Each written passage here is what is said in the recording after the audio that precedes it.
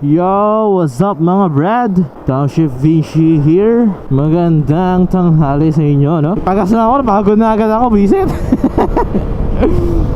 So, yun nga mga brad, no? In this vlog, may ipapakabit akong bago ulit. Bagong gastos na naman dito sa Honda ADV 150 ko mga brad. Pero sa tingin ko, itong papakabit ko na to, sobrang functional, sobrang may purpose talaga, hindi lang pang forma, no? Kasi ito yung handlebar riser mga brad. Yan, handlebar riser.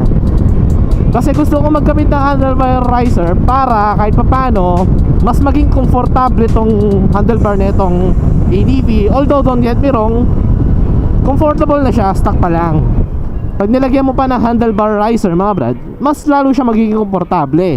And then gaganda rin yung steering mo.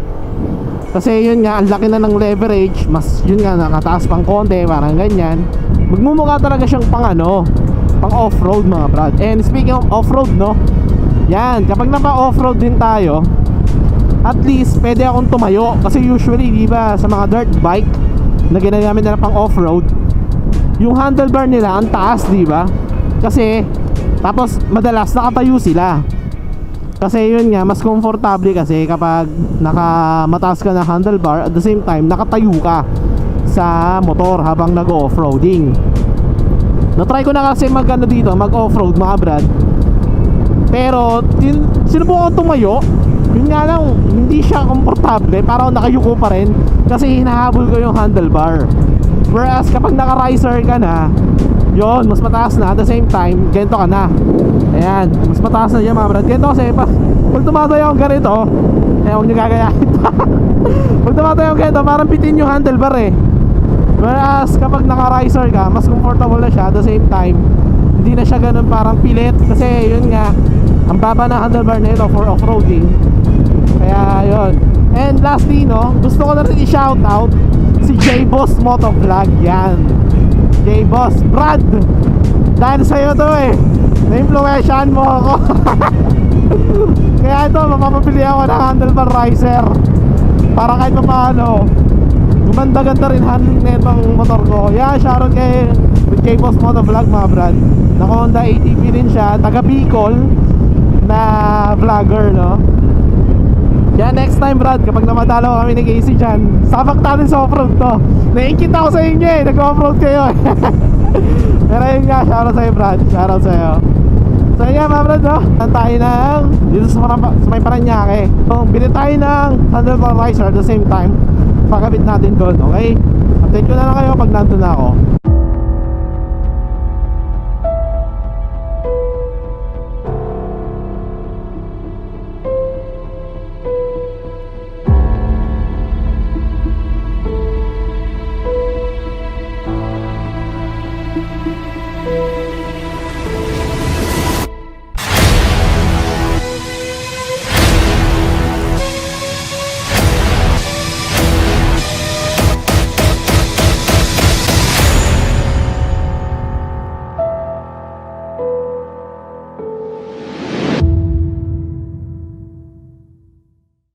So mga brad, update lang, no? Dito na ako sa may Parañaque. And napaka infamous ng lugar na to dahil sobrang strict nila pagdating sa motorcycle lane, no? Na tipong pag na-enforcer nakahuli sa'yo tapos lumagpas ka sa motorcycle lane, huli ka agad, multa ka agad, pipila ka agad ng sobrang paghahaba-haba mga brad, no? Kaya yung mga mapapadayo dito sa Parañaque Sucat Road, mag-ingat-ingat kayo. Mag-stay lang kayo sa motorcycle lane mga brad, kaysa magmulta kayo ng 1.5 yata, 1.5, 1K ganun. Tapos pipila kayo ng sobrang haba kasi dahil may social distancing, no? Actually ayoko talaga dumaan dito. Kasi nga dati hindi naman ganun ka-strict at mas maluwag, tutusin bilang motorcycle rider, no? Mas maluwag dito kasi nga singit-singit ka lang, kesa ngayon na kailangan mo magstay sa motorcycle lane tapos merong mga kotse sa motorcycle lane din mismo. Ako lumagpas ako, patay ka yan. Kaya nga, pag merong kotse sa motorcycle lane, alanganin mag-overtake kasi mamaya may nag-aabang palang enforcer katulad ng ginawa ko kanina. Hindi ko lang alam kung merong rules to, tulad na sa EDSA. Sa EDSA kasi pwede ka lumabas sa motorcycle lane, pero dapat mga 3 seconds lang yata. Once na lumabas ka, bumalik ka agad, makabalik ka agad sa linya mo. Whereas dito sa Parañaque, hindi ko alam kung same rules applies din ba, parang ganun, na within 3 seconds kailangan makabalik ka sa linya mo, no? So yun na, yun na sila, kukumpo lang kami dito lahat. Kukumpo lang kami lahat sana sa kanan eh. Kasi minsan mahirap na mahuli, walang yan. Anyway mga brother, thank you na lang kayo kapag nandun na ako, no? Kasi from here, mga ilang minuto pa, 10 minutes pa. Tapos ano, baka ma-traffic din kasi, kaya update ko na lang kayo, okay? So mga brad, lapit na ako. And boom! Ito yung shop niya mga brad. Itong DC Motowolf. And yeah, 5027 pala. San Isidro Street, Parañaque. Pasok po.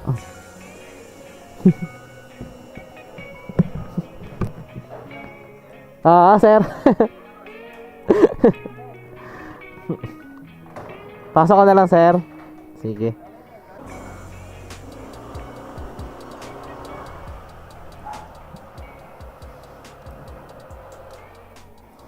Yeah. Silver, sir.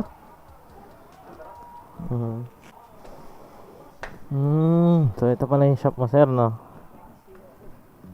Nice.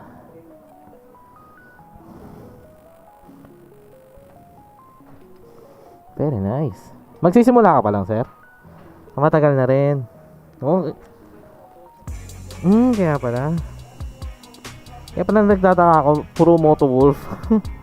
Tsaka sir, ang ano ko lang, may hirap pala siyang namano sa Google. Di siya nakikita eh. You know. Nice, Motowolf.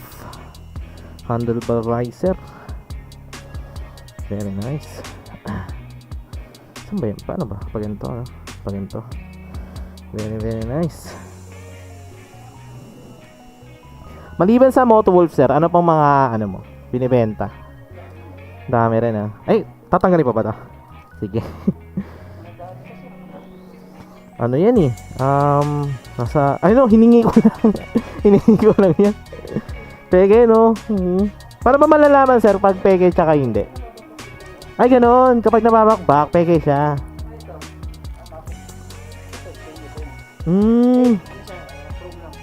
Dapat stainless yan.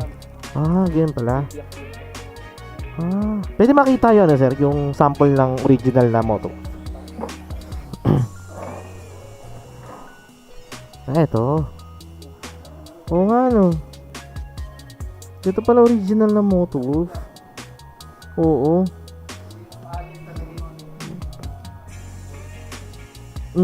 Stainless talaga. Buti na lang pala, hiningi ko lang. Nahingi ko lang kasi yan, sir. Okay na, sir, nagbibideo ko. Okay lang? Oo. Sige, yun. So yun nga, brad, nandito na ako, no, sa DC Motowolf. And papakapit lang tayo ng handlebar riser. Ano pangalan mo, sir? Sir? Dino. Yan, si Sir Dino. Kung naghanap kayo ng mga iba't ibang parts, okay na, sir, video ko yung mga mo. Nakikita lang ako. So yun, ito yung mga parts niya, mga brad. Ayan, iba't ibang klaseng accessories. May handlebar din siya na pang PCX yata yan. Ayan. Tapos may mga Motowolf products din siya dito. Nice. So yun, kakabit lang yung handlebar riser. Tapos bigyan ko kayo na feedback kung kamusta ba siya sa motor ko, okay?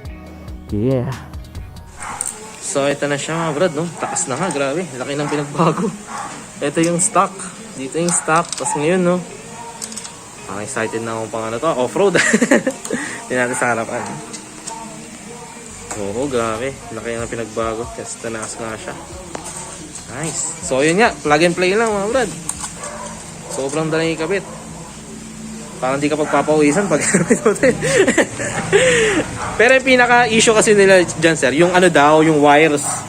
Yung stock wires daw, kung kamusta, kung nababatak ba. So, ang ginawa namin, parang hinila lang naman namin konti yung handlebar. Tapos, papansin nyo, wala naman, no? Wala naman naiipit na wires. Diba? Kaya ayos. So yan, nasagot na mga brad. Nasagot na yung question nyo regarding sa wires netong Honda ADV kapag naka-handlebar riser ka. So ayun. Mas komportable na. Oo. Nice. Thank you sir, thank you Yun, maraming salamat kay Sir Dino dito sa DC Motowolf para dito sa handlebar ko na matakas na. Grabe, comfortable siya oh. Yeah, thank you. Nice, nice. So yun nga brad, oh, grabe, sarap na nito yung pang long ride. Ang taas na ng handlebar. Nice.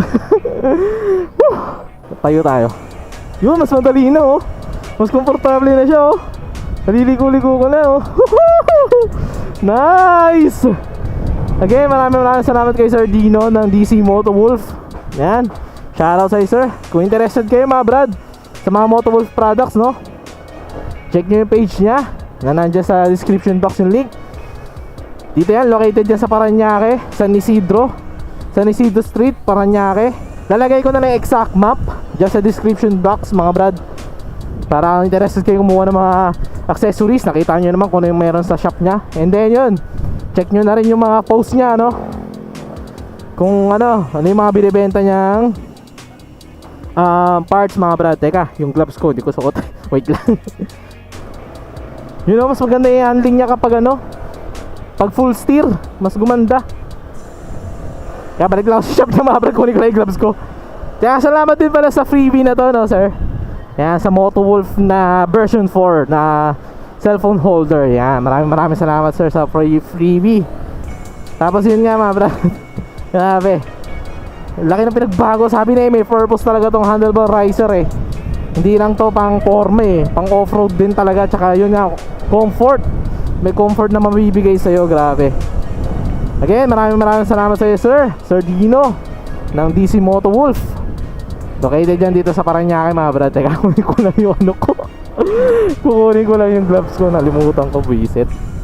Nice, grabe, sobrang comfortable na to. Sarap na yung bayahin nito. Yun, don't get me wrong mga brad, yung stock kasi okay naman yung stock mga brad. Pero ako na nagsasabi sa inyo, laki ng pagbabago. Laki ng pagbabago sa comfortability. Meron bang word na yun? Comfortability ng handlebar riser.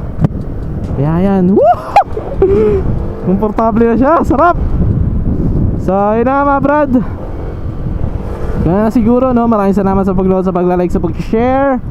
Maraming salamat sa comment. Teka lang, papahinga lang ako dito sandali, wait lang. Maraming salamat sa pag-comment no. And shoutout ulit kay Sir Dino ng DC Motowolf. Kaya ako interested nga kayo kumuha ng mga Motowolf parts at iba't ibang accessories for Aerox and Max and PCX, especially ADV. Check nyo mga brad yung page nya. Located dyan dito sa San Isidro, Parañaque. Yun nga, exact map and isang address nandiyan sa description box. Check nyo na rin yung Facebook page nya mga brad, para makita nyo kung yung iba pa niyang binibenta. So yun, again, maraming salamat ulit kay Sir Dino ng DC Motowolf. Kaya yun, you all know the drill. Ride safe, peace out. Ay grabe, lupit. Nice upgrade talaga tong DC Motowolf, etong handlebar riser. Shoutout ulit kay J-Boss no, J-Boss Motovlog. Brad, maraming salamat sa ano mo, pag-impluensya mo ha. Ayos, nag-enjoy ngayon ako sa handling netong Motowolf netong ADV 150 ko.